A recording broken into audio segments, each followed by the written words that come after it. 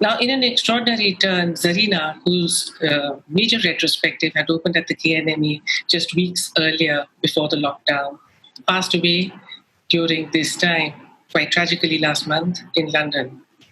When the museum reopens, it will again be with her show. And no doubt this will be a period of revisitation, a chance perhaps to mourn her passing, but also to re-examine and to re-celebrate her work, her persona, and her enormous contribution. So at this moment, I'd like to step back a little and allow Roobina to come into the conversation and speak about this exhibition and forthwith. Thank you. Thank you so much, Gayatri, for that. While you were talking about the situation that we are in, I was reminded of the title of this evening, Waiting is a Part of Intense Living. And I think that waiting implies a certain preparedness, a pause, a slowing down, a time for reflection, and seeking answers to situations which are not so easy. There are no straightforward solutions, and things will change even in the museum space and in the way we work. But certainly museums will go on with their exhibitions, programs, and audiences in some way or the other.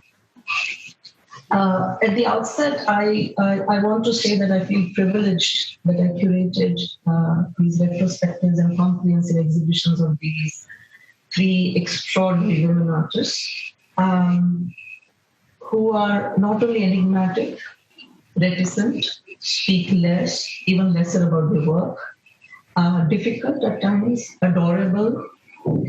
They have their impenetrable minds. They're immersed in their intimate but intense practice. And it's always been a point of intrigue to me, how this whole experience of curating this exhibition has offered a lot to me, not just as a curator, but as a human being. What I have really gathered and learned from doing these shows. Collating all forms of research materials, sourcing artworks, loans, speaking with people, gathering information, sometimes very little information, speaking and getting to families, gathering personal anecdotes from friends, colleagues, and in case of Nasreen, students, because she was such an important teacher. Also getting access to their personal diaries, their private pocket notebooks, to many such material, I think, allowed us to present a large corpus of work, which was quite an incredible experience, I think. I was intrigued by the underrepresentation. How less they were written about, even lesser about the practice. There was a question that really haunted me for very long, especially in the case of Nasreen, whom I knew very well, being in Baroda and a student. But I was moved by their unwavering commitment to their life, to the choices they made about their self, about their life, about their living, and their very silent pursuit at their own pace, at their own terms. And it became very compelling to understand their language of expression or their method of abstraction outside a masculine modernist articulation. This became really very pertinent to me. What is it about these women artists? And KNMA, I think, has been doing this since its inception. We are interested in reevaluating and repositioning non-representational art within the modern contemporary historical discourse, which I think has been important. And primarily because these artists somehow remained in their singular pursuit and were quite apart from the dominant narrative of that time. I think this was also because there was the phenomenon of the group of artists, or the phenomenon of identity formation, of the clubbing together of similar energies, as we saw with the progressive artists, so we saw with Group 1890, even as we saw with smaller groups. Whereas, as you're rightly pointing out, these were singular pursuits. But yet, when we compare the practices, we compare the modesty of the practices, we compare, say, the formats, the sizes, the use of materials, whether it is paper and pencil or it is paper and printmaking processes.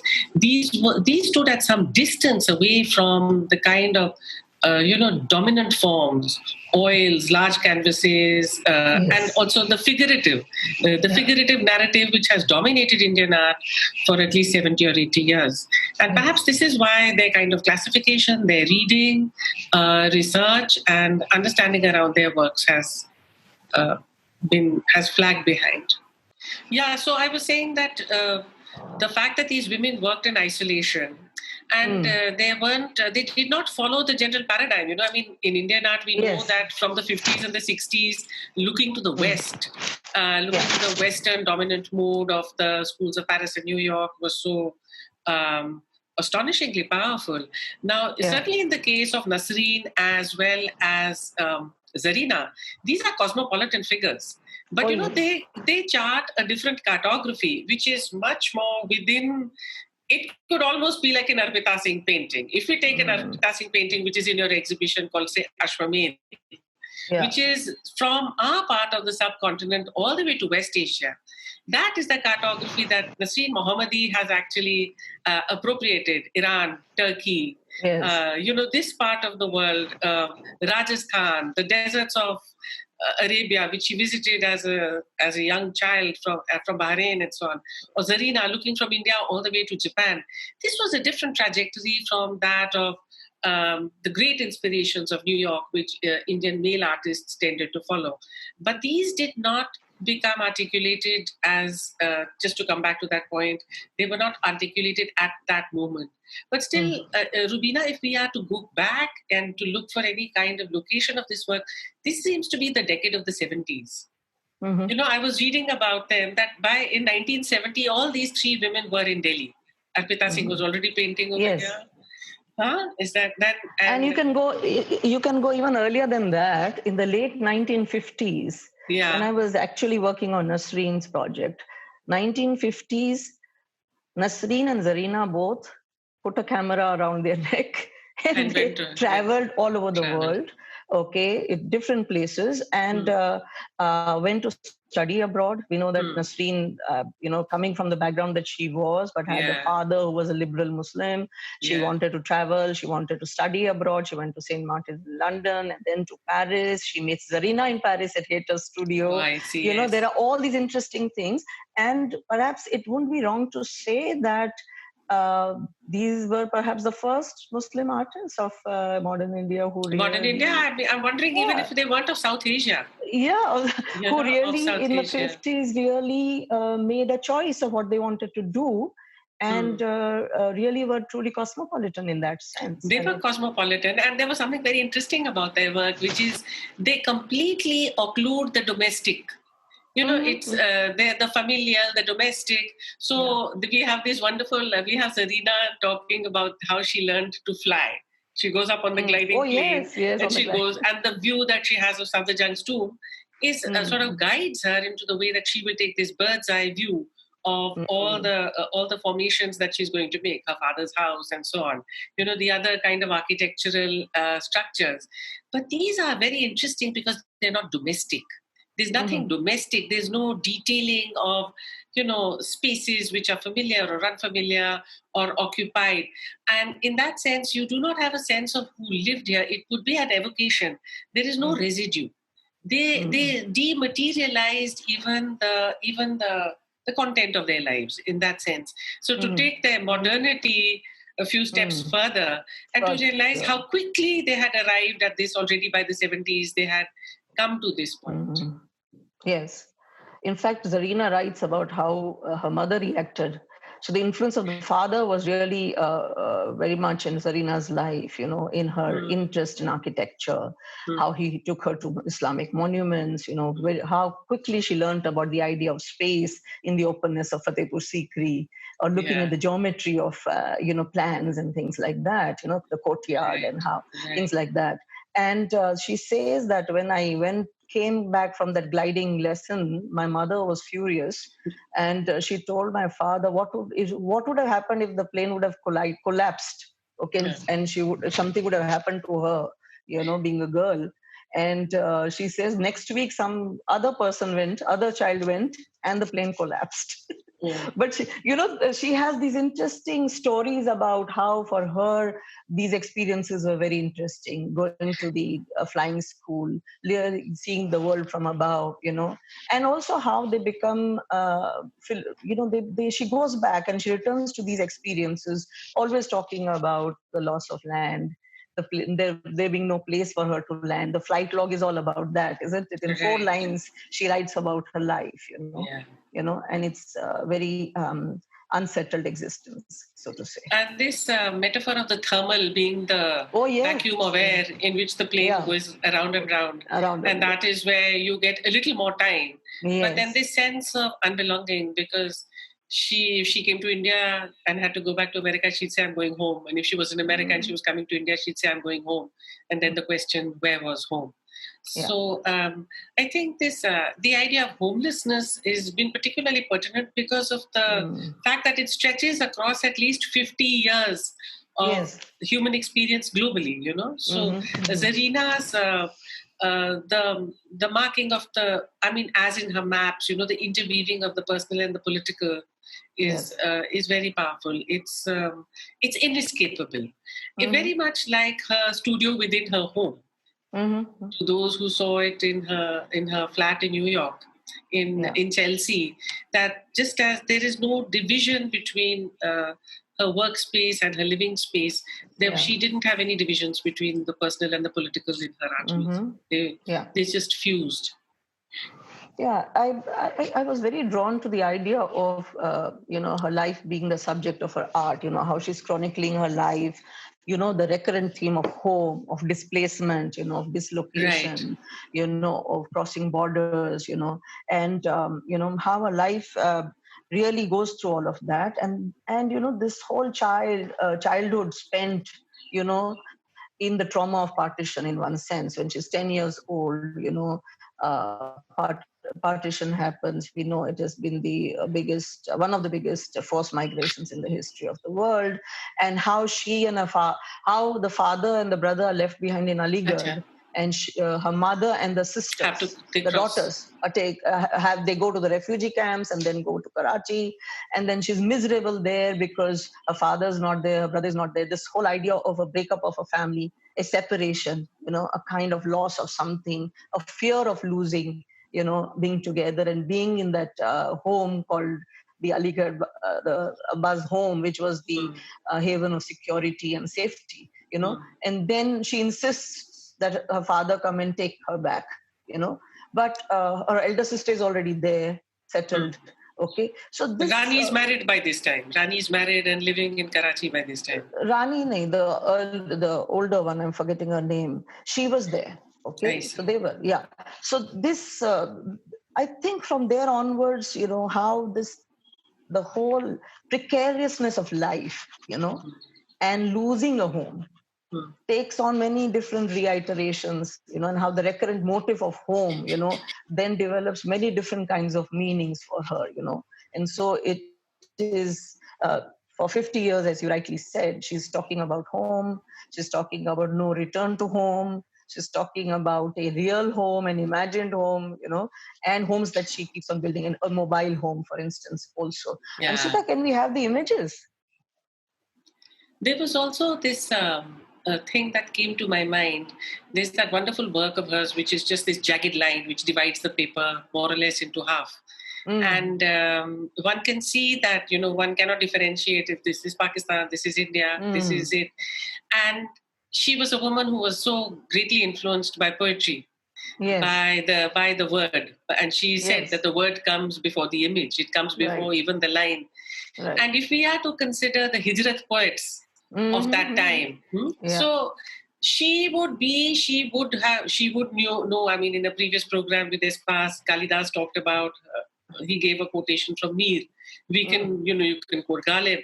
But even what came to be known as the Hijrat poets of India and Pakistan post-1947, so Kaifi and Faiz and poets like that, and this sense of loss, of looking back, and then the evocations of Dwar, Chaukhat, Roshandan, almost the points of entry and the points of departure, where you cannot believe what you have lost. So I think she was much wider in her sensibilities, and she would be able to be located extremely well in many of these kinds of parts as well, these kinds of places.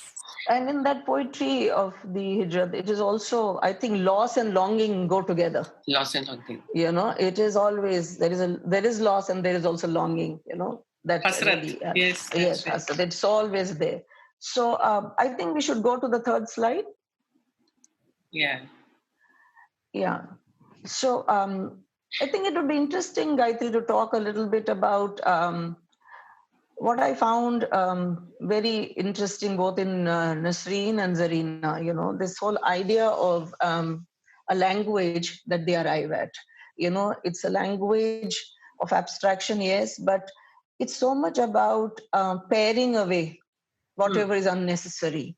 Almost coming, in Zarina, of course, the simplicity of the image, which is so schematic, which is just made in few lines, it's something, I get stunned when I look at her images because they are just bare bones, they rest on formal reduction, a structural purity, and a form or an image which is easily recognizable in that sense. Even a child can say this is a house on wheels or this is a house, that kind of schematic image, but loaded with, deeply personal meanings and many other universal meanings as well. जब ये घर देखो तो I think of the way that she designs it. These could be the houses in the hills or houses in Europe or something with their slanting roofs, but they could also be tents. They could be the tent of the Khana Badosh because the house continually travels. Oh, yes. And in that sense, there is the sense of unsettlement is something like a presentiment within the image itself. There's also the contradiction that a home is meant to be a site of refuge, certainly, but also comfort. But in Zarina's case, it is one which is devoid of every domestic detail. There is no sign of domesticity. अगर एक तरह की आपकी रूह, the रूह can be occupying the space, but nothing else. There's nothing there. Yeah, and I read a very interesting interpretation about how some of these works, some of these houses almost look like tombstones. बहुत बढ़िया. Because in the way that, the materiality is used, in the way the rawness and the bareness of the image, that you see in Zarina, there is an interest in material, how she applies the material, when she was sculpturing with the paper pulp, paper cast, In fact, it's very interesting when we are talking about the image, it's also interesting to talk about the medium because as you rightly said earlier, that they were not really interested in easel painting. They were not interested in the spectacle, the spectacular, part of how to present things. They were interested in the bare essential. They were interested in something which was pared down to its minimum. Okay. Yeah. They wanted to really not have any extraneous details, any superfluous details. And that's how both Zarina and Nasreen arrived at the beauty of the line, isn't it? Yeah, how line becomes their tool. Yeah. In terms of working out or really working through their expression, So go ahead. Yeah. So, but also that a lot of the masculinist painting of that time was about the expression of desire. It was rooted in a certain kind of temporality. It had an aspirational language with other kinds of painterly styles concurrent in the world at that time. Here we find an evacuation of desire. Here you find an evacuation, certainly, of the self. And in Zarina, you mentioned even her sculptural forms. What is so remarkable is that whether it was that flight above Safdarjung's tomb, or whether it was her mathematical ability, her interest in plans, which makes her shrink structures into these miniaturized forms which we can hold.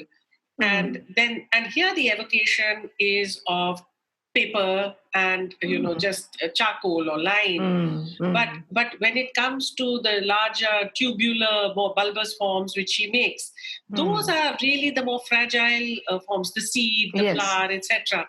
And there's a complete inversion of scale because they've blown up into something palpable and fixed. So it is this, this inversion that she plays with, the inversion of scale, time, occupation, and then the transposition of these properties into something as fragile as the flower. And she says that there is this great interest in fragility. And we see that, paper, terracotta, these are the kinds of things that she would be the earth, which are really the most tenuous forms of materials, but which she used for their permanence. She used to evoke permanence. In fact, both of them, both Nasreen and Zarina, I mean, this whole fragility of the paper. Yeah. And how to really make it resilient. How to make paper resilient, how to make the image resilient, though there are aspects of vulnerability there. Okay. How does it become resilient? That has been one of the things that really is very striking in their work. They choose to work in smaller size, in modest size. There is somewhere an element of portability of some kind. It is easy. You can handheld those works. You can put them in a little drawer. They can hide easily somewhere. There's something so beautiful about the intimacy, and the intricacy of these works as they developed. This is, of course, the ongoing exhibition at KNMA. And I just want to go back to poetry, Gayatri, because you touched upon that. And I find it very interesting when I read Zarina. She keeps talking about how her life was rooted in the Aligarh culture. And the whole etiquette of that culture was something that she grew up with. Okay. And though father came from Punjab. What were the distinctive marks of Aligarh culture? So, yes. So, Lucknow se milta julta hoga, something like that. Hoga, koi nazakat hai, badi nafees tarike se baat hoti hai. And most importantly, talking in a poetic language, So even if somebody wanted to ask you a question, it could be through a shairi, and the response can also be through a shairi, and everything is said without really being in a question answer mode in that sense. Yeah, being explicit about it. The simplicitness is a part of the work. No? Yes, it is. And also the fact that even when she uses it, I think there is a learning about efficiency, in a way that you don't have to speak much or write much. Something can be said in 2 lines and it can carry the weight of the entire world, and that beauty, of efficacy, and in a bare minimum. I think that is something that you see in the poetry there, and it is also something that she carries on in her image making, in the way that she makes her visual image.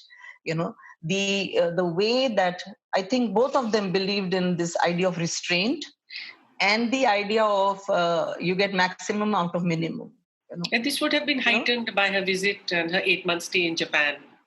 With this paring down, the haiku-like effect of the work, the what is called as minimalism. Yes, certainly.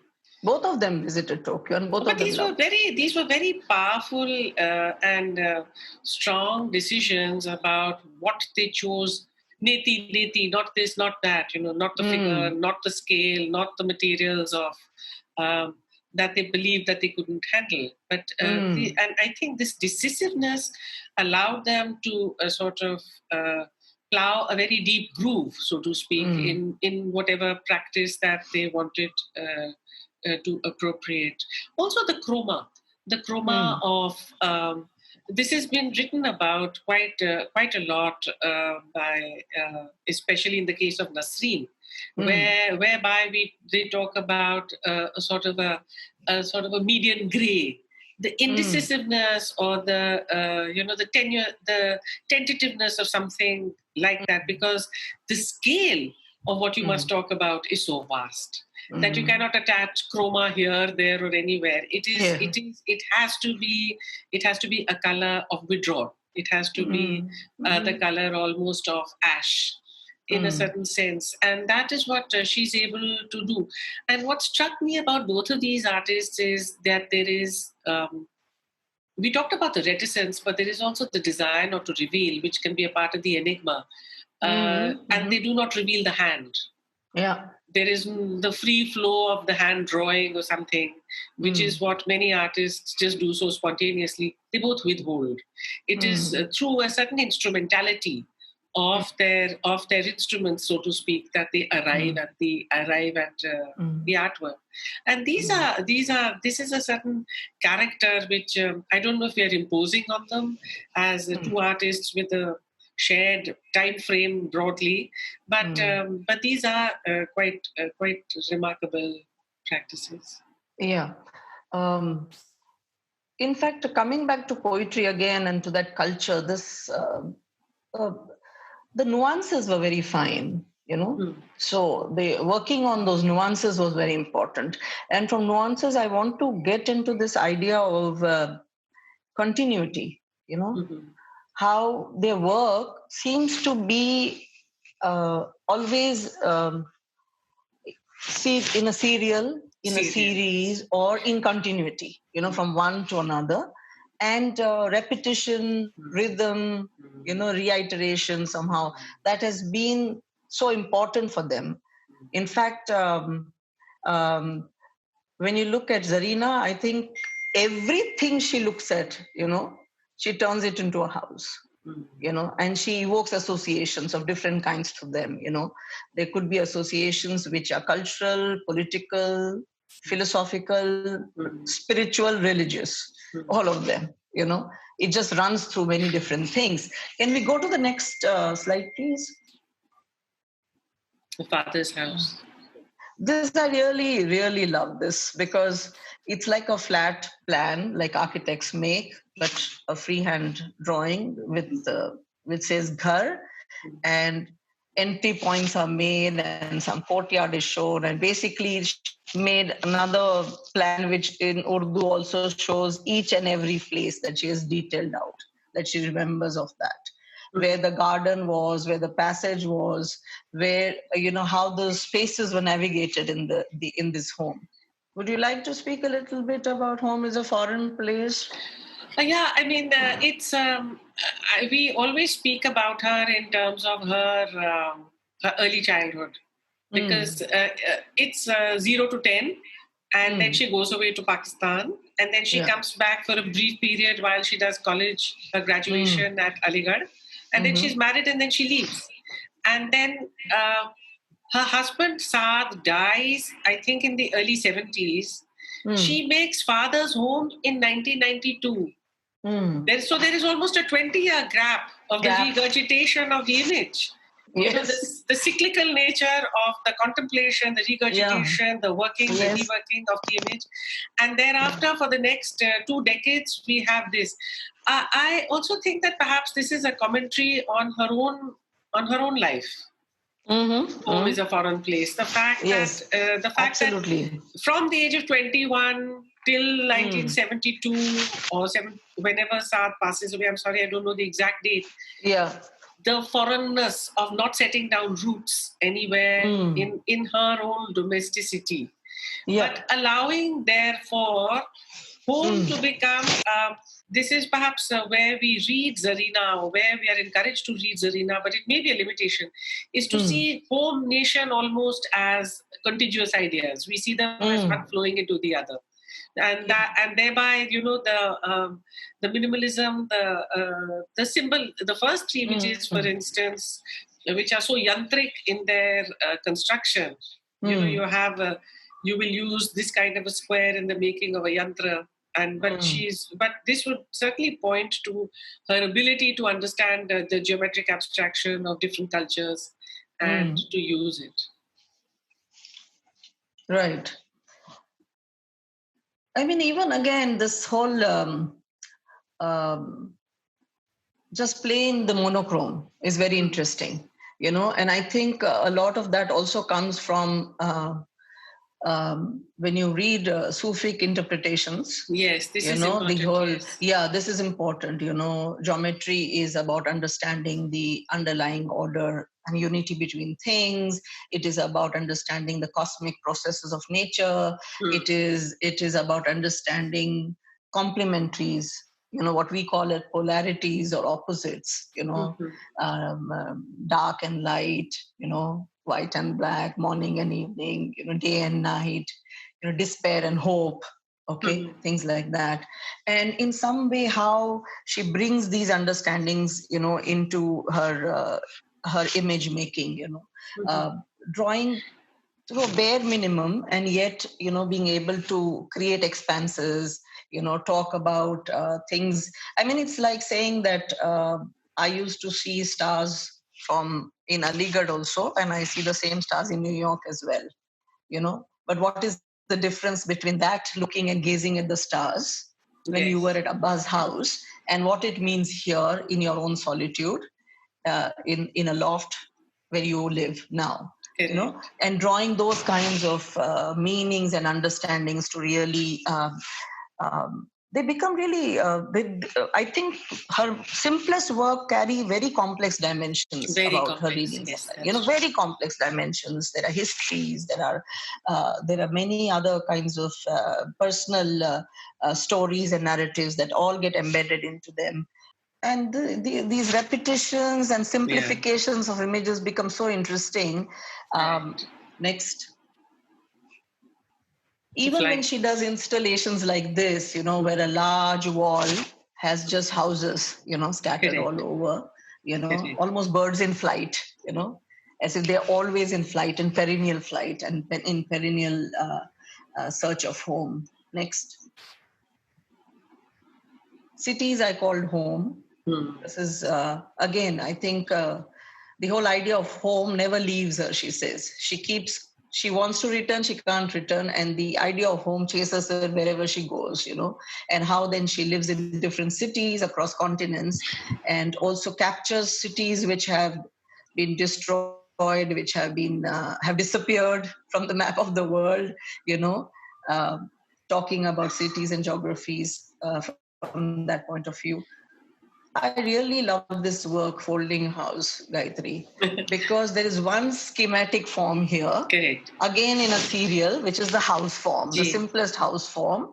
But every house is carrying a different interpretation or a different meaning. So the first one with the dividing line. So a house, a home, a nation, which was then severed. And जैसे बिजली गिरी हो ना, इस तरह से वो line लगती है मुझे कि आपके आशियाने पे बिजली गिरी और आपका आशियाना जल गया या बिखर गया. So every little one has some variant, and each one is so potent with meaning. For instance, the one with which is sealed, where she has put a stamp which is sealed forever. Yes. So things like that, or one which looks like the Kaaba. Or one which looks like, and is completely desecrated, I was looking I was looking at a television program recently about the division between Belgium and the Netherlands due to the pandemic. And the border, it was one town, and it was both of these countries. But now, because of health restrictions and timings and movement, now they needed a border. So they drew the line, and the line actually passes through one person's home. Part of her home and her shop. So she doesn't know when to open. She doesn't know when to close. She cannot accept this currency. It's happening even today. So these works are very, very prescient. They are really. The thing about Zarina, she's really an artist of the 20th and the 21st century. She has her finger on this pulse. We look at it again and again through the prism of her own experience, but the fact that she brings in Aylan Kurdi and his brother Ghalib, and the embrace of what we saw in the previous slides of what war did across Europe and in West Asia. These are very large matters. And it's a rare sensitivity and a very distilled vision. You can actually in one image, by just putting a seal or just by putting a line, right, you can talk about an entire history from your personal home to the nation to the world. It just goes through all those levels. I just admire. I think it's very powerful the way that she brings. She creates the image. Very, very powerful. Next. This is the one. These very strong examples of the inversion of scale for the tasbih. I was reading a little bit about the tasbih in another context, and when you talked about this kind of emotional scaling, where a little thing that you hide or such a large object, put there, out there. It has a lot to do with touch. It has a lot to do with recall. It has a lot to do with remembering, because the tasbih is all about chanting, remembering, recalling in one sense. And it's something very intimate at the same time. So I think for Zarina, that must have been very important. In fact, कहते हैं कि जब तस्बीह बहुत बार चलाई जाती है तो हाथ से उसके जो मोती हैं वो घिसने लगते हैं थोड़े बहुत. So the whole idea of trace.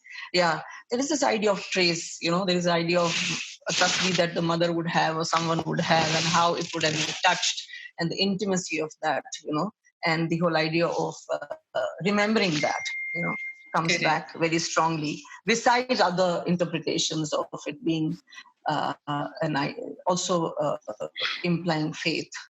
But I'm interested in this, and because Gayatri did speak about the Hijrat poetry, I want to, from your article only, just read 2 lines of that poem, which Naqsh Lailpuri's, which is so beautiful. When I see this work, दर्द हिजरत के सताए हुए लोगों को कहीं, दर्द हिजरत के सताए हुए लोगों को कहीं, साया दर भी नजर आए तो घर लगता है.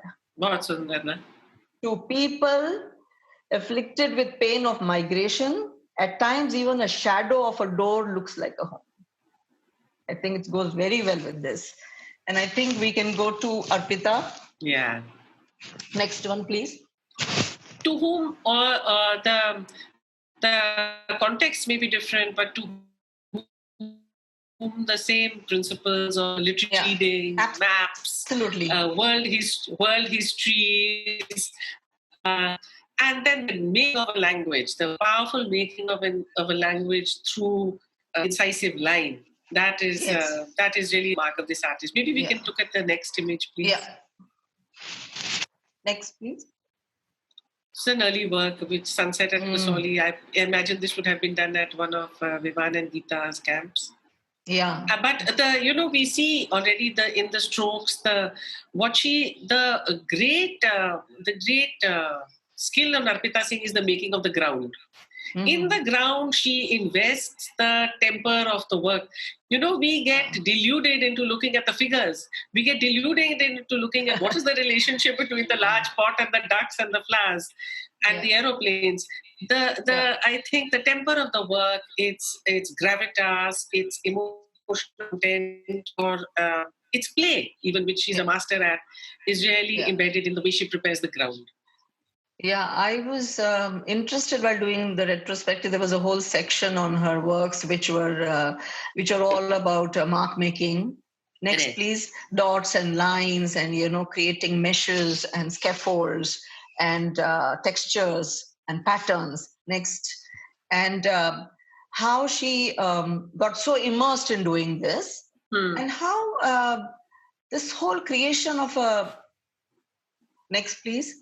Creation of a ground, basically a ground that really buries many things, because in Arpita, the idea of submergence is very important. What you see out, there is a lot of hide and seek. Correct. In the way that she creates the ground.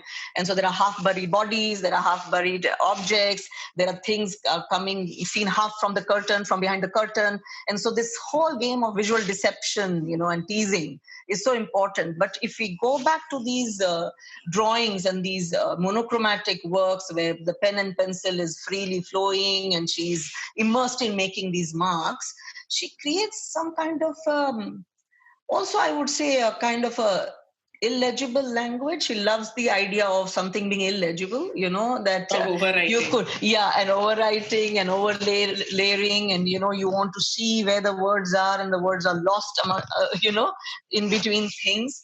And that I found very interesting, and I have somewhere spoken about how she starts by making these very structural drawings, which then turn into textures and then into layers that she puts on a ground. It's almost a ground that you have to dig and find out things that she has buried within there. So how she really creates that. Next. But this is from we can show the previous work, and this is from the show called Erasure, which I had done in Calcutta last year. No, it's fine. It's fine. We can even look at this because you can see that here she's using a map. She starts making maps 15, 20 years ago where she's in Nizamuddin, and then there is just the bare details of her home around her. Or even in Chittaranjan Park before that. But then slowly how the map has grown to embrace the confusion, the miasma. Yes. What is very interesting is that the two artists before that we've spoken about to some extent, Nasreen and certainly Zarina, they also bring in geographies into their work. But she does it to talk about an urban miasma, to talk about the sickness in the way urbanism is now spreading. So the map itself gets those same qualities of fracture, which you find in the line. Yes, absolutely. And if you read it carefully, there is a road, there is also a broken road, there is a lost road. There are all kinds of very interesting things, and just the memory, from creating from memory what she sees around the house or outside her house or in the city, and how that chaos that is created around her is all brought down to these little lines, which sometimes look like snake and ladder, sometimes look like little settlements, sometimes look like little blocks, that you could start mapping something out. Next. And sometimes the use of words and text which look so enigmatic. If we can go to the next slide, please. Yeah. I tried to understand what is she talking about. So here, the use of the line in the middle image is so interesting because with Arpita, the line can sort of gouge, it can repress, it can cover, it can overwrite. Also by itself, it can look like an ECG, it can look like static. And I had asked her about this, and she said, you remember when we used to watch television in the 80s and there was static when we watched Ramayan or something and you couldn't see the image. So the line assumes that kind of, it's highly fallible in that sense. And on the left, the words look nonsensical, but they tell you about where she was possibly when she made this work. Because this is the words that she's written are the months of the Balinese calendar. So it's entirely possible that this was at some point a reference that she had wanted to make. But in this way, there is the, enigma and a certain lack of explicitness, which is a quality that she shares with the other two artists. Yeah, that's very true. An elusiveness of a kind, that is coming in. In fact, in the next one, yes, this which we put into Part Narratives. And this was an exhibition. It was called Part Narratives 70 years after Indian independence to talk about the partial narratives of partition. And Arpita had spoken to me once about how she saw a man being burnt alive when she was 10 years old. She lived in Bengali market and he was doused with kerosene and set afire. And she said that she'd never sort of represented that image in any way, but it had stayed. And here the perforations, the lacerations, the scarring, this sort of suggests how she would treat the subject. Yeah. How she would revisit the in fact, only through her line she could create a tear, a wound, a mutilation of a limb, or a wounded organ, or just the face if we look here, or the hands, and she created that anatomy which was so powerful, in the way that she carried that line. The line could talk about violence, it could talk about pain, dismemberment as well. But the way she does it is so different, I mean, something so powerful, like you see this figure in the center with a gap between his shoulder and his arm. Correct. It's so powerful. We used this for a large poster because it spoke so well. Yeah. So I think in that sense, she becomes... Come to Nasreen. Yeah, she's an artist who becomes very important in the way that she used line, and how she really creates, a whole ground through lines and patterns, which becomes very important for a narrative, to unfold. Yes, we come to Nasreen. And a very beloved exhibition this was. Yes, I was...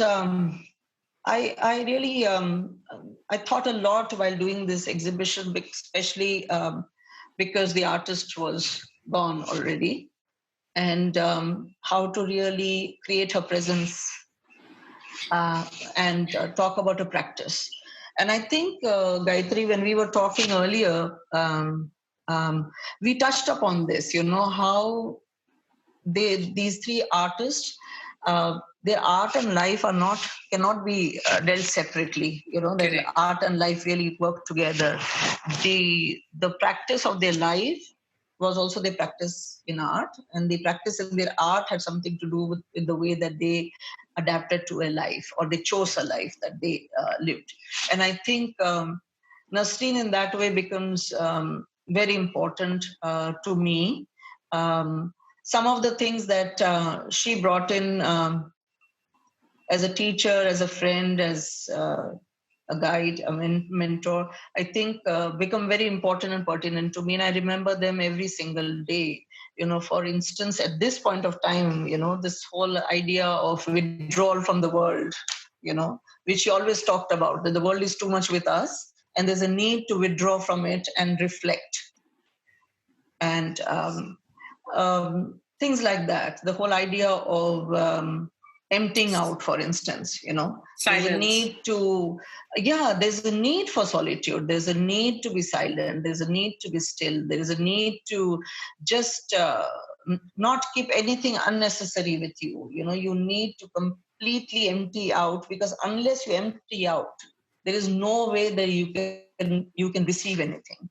You can't receive the light of knowledge. You can't receive the light of truth, and at that point of time, it was very difficult to comprehend these things. Okay. But today, after so many years, I'm able to appreciate it more and more, what she spoke then, Next, please. But then these artists, I mean, individually also, challenge the idea of the worlding of art. They challenge the idea of, to a certain extent, even of a community of ideas, a community, because the individual expression is so powerful. It is so almost unidirectional. It doesn't have, it doesn't lean on anything. It's sort of it's propelled forward by so much of its own energy. So yes. This. So for me, this was to create an entry point into a very serene kind of exhibition. Right. A very silent exhibition, so that the viewers, when they enter, I recreated the studio, because the studio was her space for healing. Studio was a restorative space. It was when she entered the studio, and the studio was in the home. In fact, all three of these artists, the studio was the home was the studio in that sense. But there was in her house a room where she had her drafting table and her little stool on the ground, and where she sat down with this low-hanging lamp. And in fact, I put her work there, but actually the walls were barren. They were bare walls. There was nothing hanging on the walls. There was no decoration. There was no furniture, in fact. And that kind of a space and that solitude that you experience, with this whole decluttering of space and decluttering of mind space, was so important for her. And I think the kind of focus and concentration she needed for her singular pursuit of a sublime abstraction, led her from, if you look at the early works, next, they're quite different from what she arrives at later, isn't it? Yeah, she's still interested in the effect and materiality that ink can produce. Yeah, but it's a very sensitive eye looking at nature, in fact, looking at details that usually one would not look at, vulnerable aspects of nature, this very gestural brushwork, working with minimum ink, and those kinds of things. Next. And this I particularly like because, everything is squiggly lines and thin lines and, lines which are fragile, delicate, vulnerable, and yet resilient in one sense. She worked in an environment where there was such an overemphasis on the human figure. Did she ever speak to you about this? What did she say?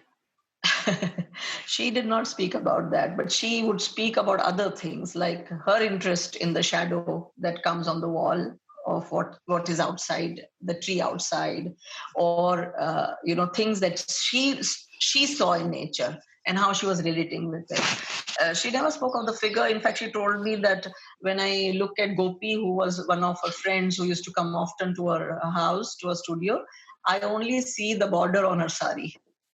So again, the line that worked which was on the border of the sari. So things like that. But quickly, I want to say that the image on the right side, which talks about, it is an image of agitation. It's an image of anxiety, of nervousness, of fear, and of all those kinds of things that she was going through when she first encountered or came to know about her illness, which she never spoke about, ever. But through her personal diaries, now we have been able to read about it and find out, what she was going through. I did get to see those phases when she was very low, exhausted, and was not able to control her psychomotor functions. But this agitation, where does this go now? And where does she seek answers from? And so when you come to the next one, she moves to a geometric abstraction, which is much more distilled, which is much more subtle, much more intricate, and which she works with tools, which we talked about. She cannot anymore work with her free hand, So she had to really practice and focus on how to use tools, where she would sit with this drafting table, have the set square and the T-square, and then the rotary pen, and how to really draw her lines, sometimes using a slider so that she could draw many, many lines, straight lines, edge to edge in her work.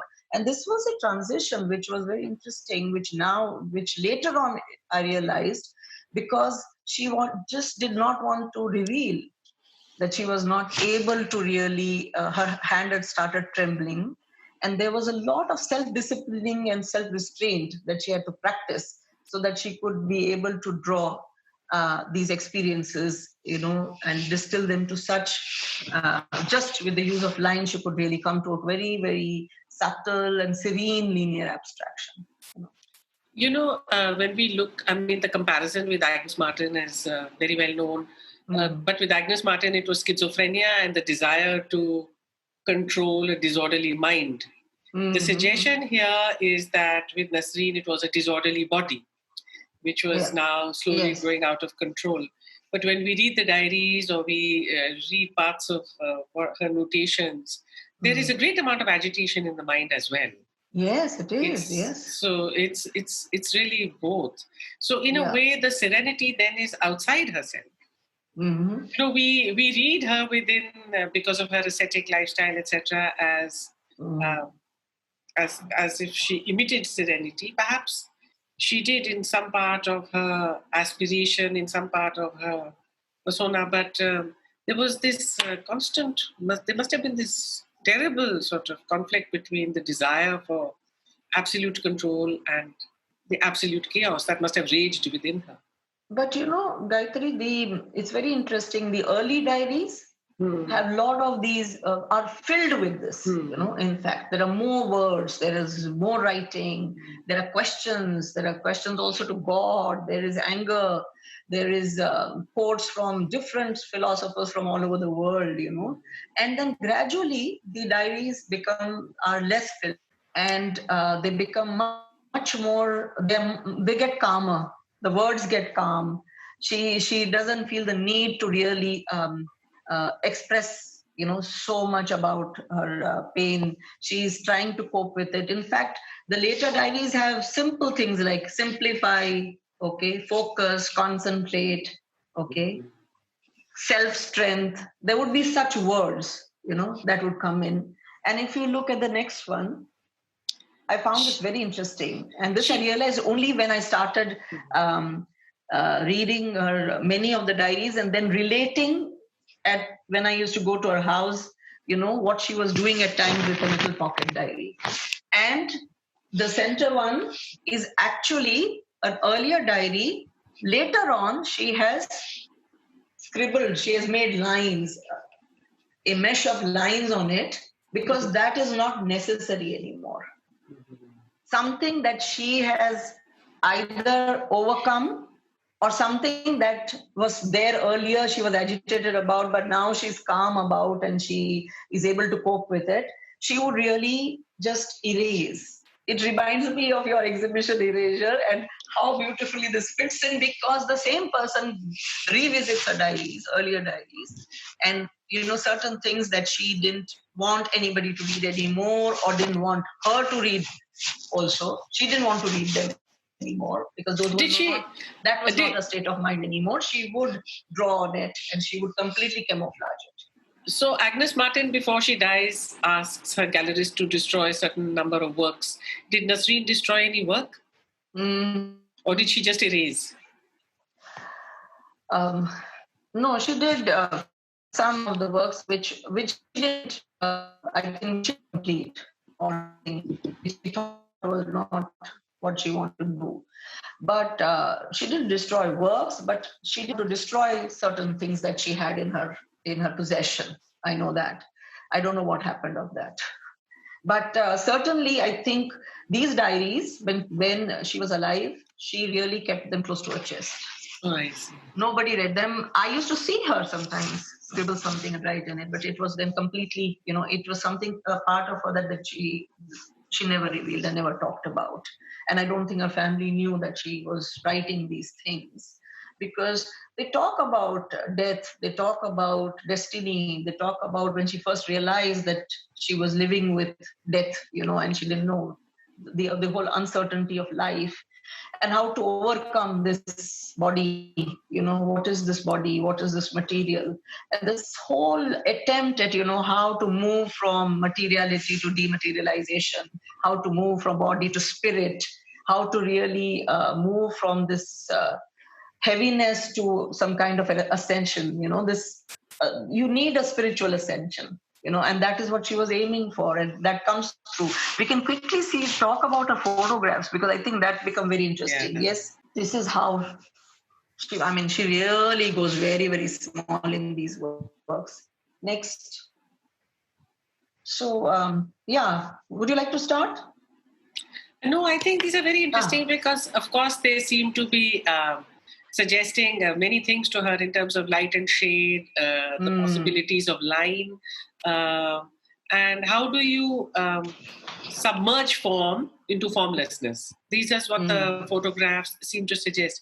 I'm very interested in the relationship that she had with photography, because that has not been so clearly articulated. Her father has a shop of photographic parts. Yes. In Bahrain, she accompanies him and starts to photograph the Arabian desert. She picks up a camera from there. She picks up a camera, becomes extremely fascinated with it. When she then travels to different parts of the world, Iran, Turkey, then travels, of course, to the Rajasthan desert when Hussain is shooting through the eyes of a picture. Then the way she uses the camera, because she doesn't allow it to rest upon a detail, so it oscillates from one extreme to the other. This is even in Fatehpur Sikri, the angles that she would take, and they are not straight standing shots. She may have lain down, etc. So the body that we assume that she, you think of her sitting on her takht in her studio.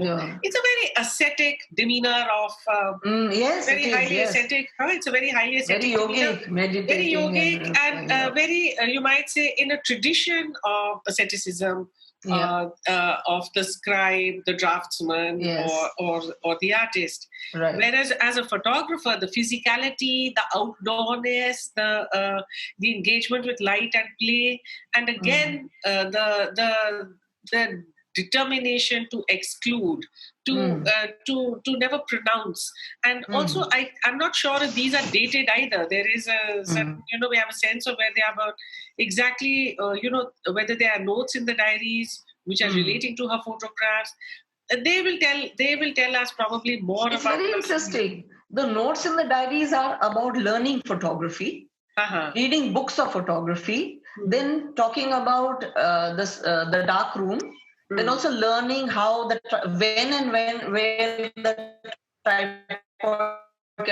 tripod can be used. You tilt the camera. You should not use this. You should not do this. The aperture must be this. There are all these things that she has made notes of.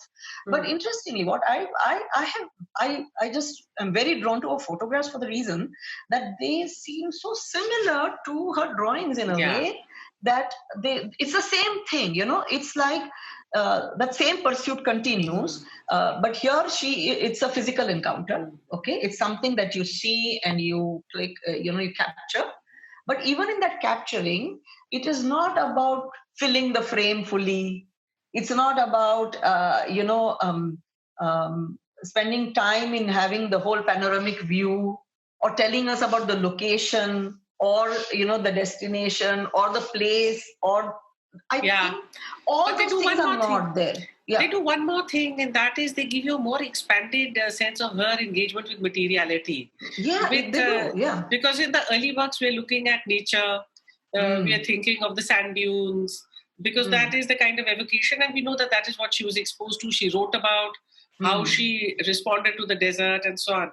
Here, these are man-made structures. These are fairly banal and ordinary, and they have a functional aspect.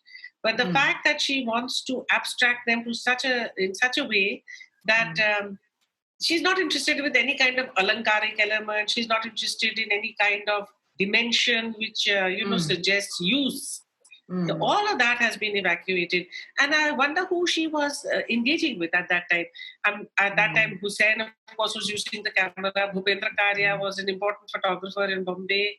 Was there any kind of social engagement in her photographic practice? I don't know, but I know that Dini and she at the Vision Exchange program shared the studio room, the dark room. They learned about photograms. They made photograms. They learned about how to make negatives.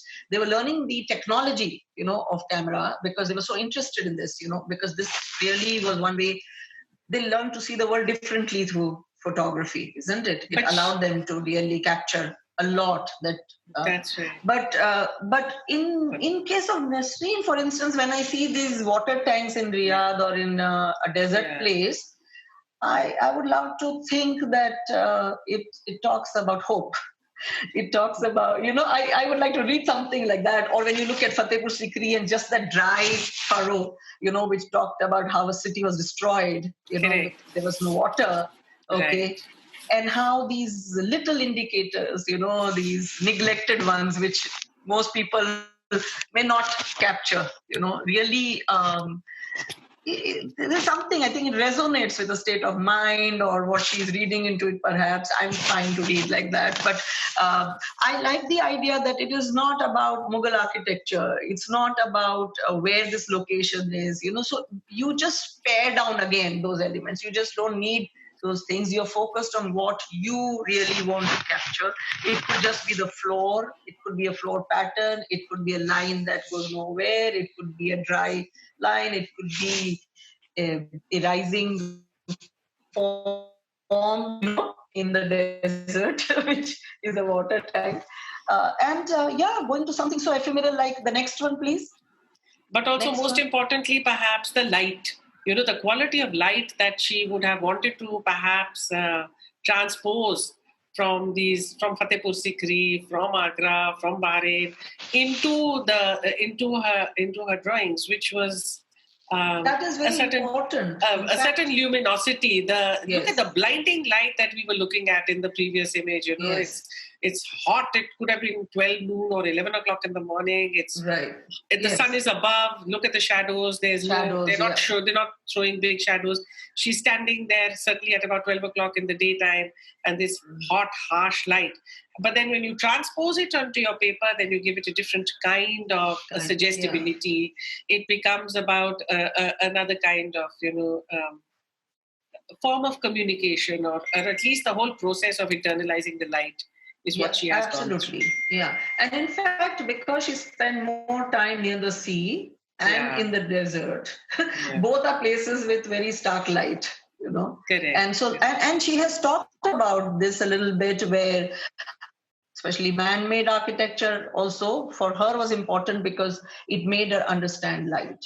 Okay, it made her understand infinity. It made her understand distance. She has written somewhere these notes exist, where little notes have been made about what she was experiencing and going through.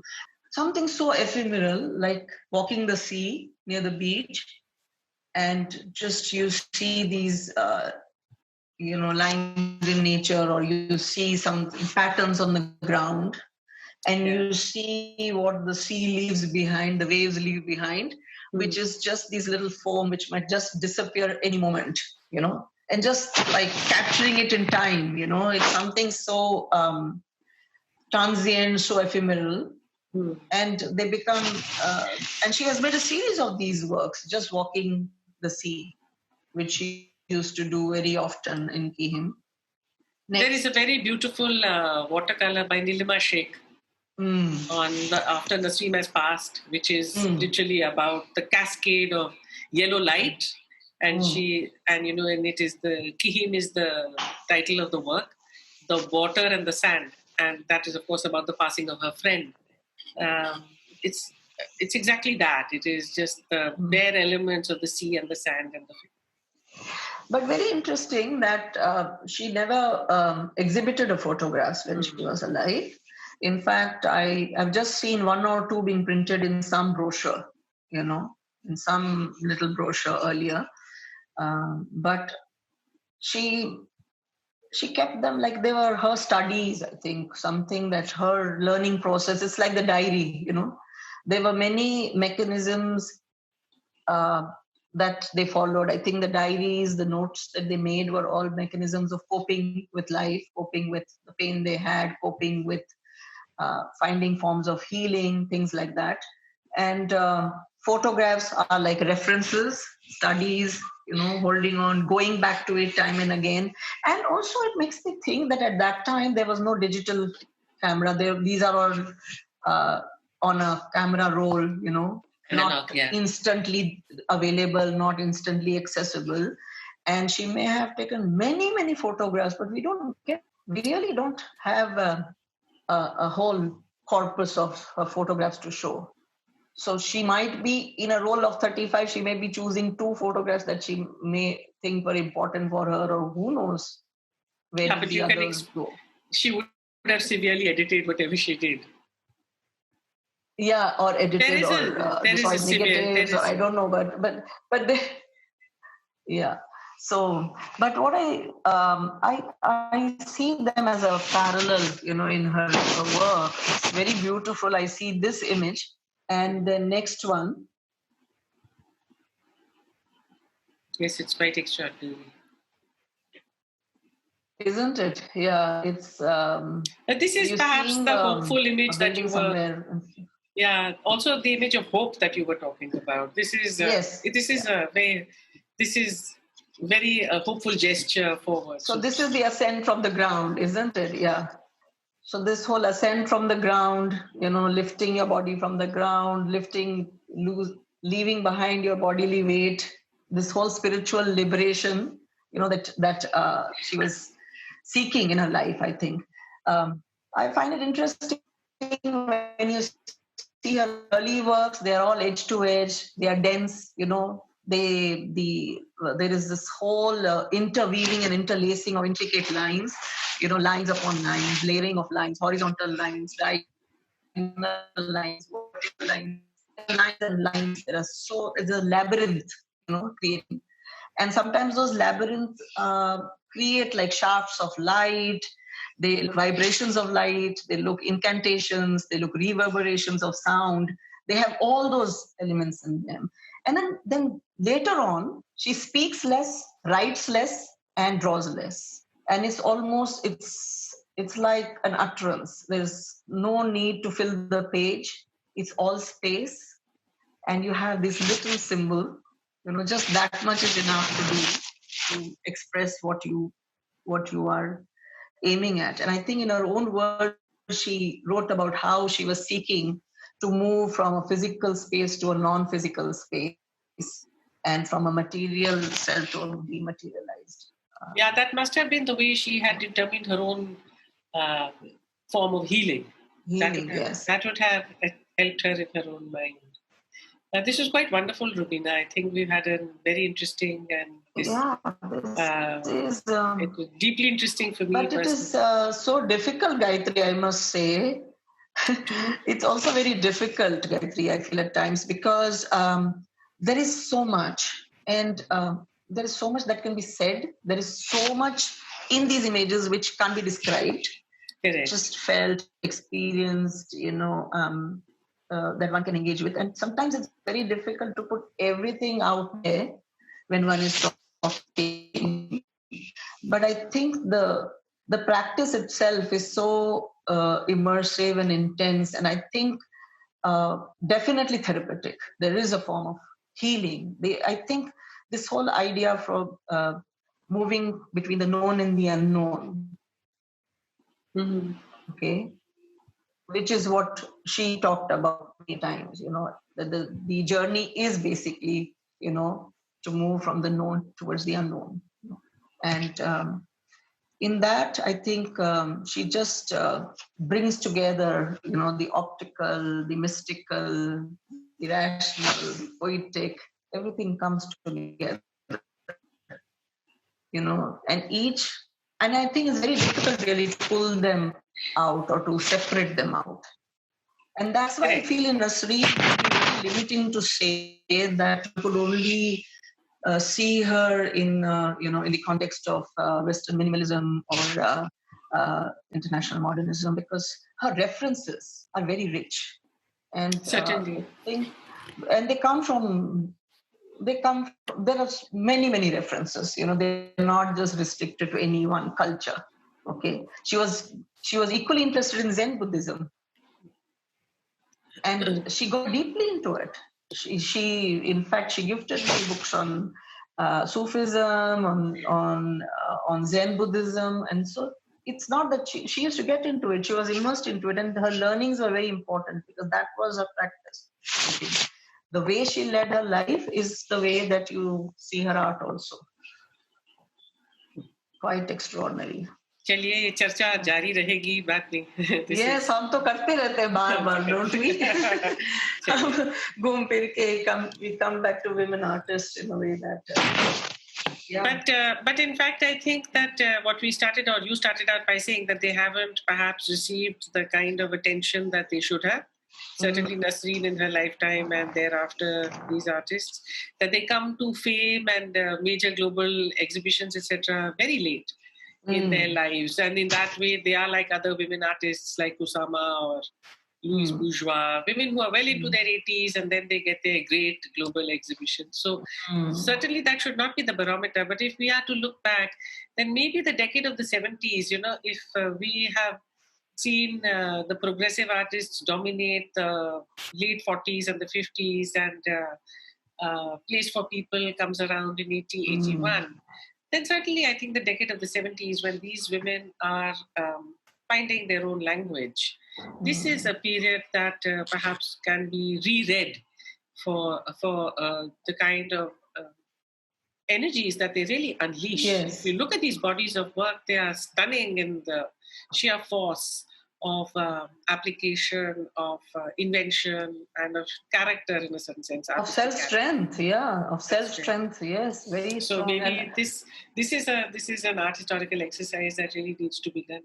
Yeah, that's true. And in fact, I think doing these exhibitions was also one way of not just talking about their contribution and their practice, but also there is to create a space for such practices. Correct. It's very important. Yes. It's not that because they don't fall into any kind of narrative which is dominant or mainstream. It's I don't think that they were troubled by that. No, I don't think so. I don't think that was any consideration. It may have been an obstacle. They were troubled. No, it may have been isolating. It may have been isolating. Yes, because they all talk about it. They all talk about it. The 4 women artists talk about the response to their first show. These women, Zarina talks about it. All of these things are there. Chalo. So good. Thank you, Roobina. I enjoyed myself. Yes.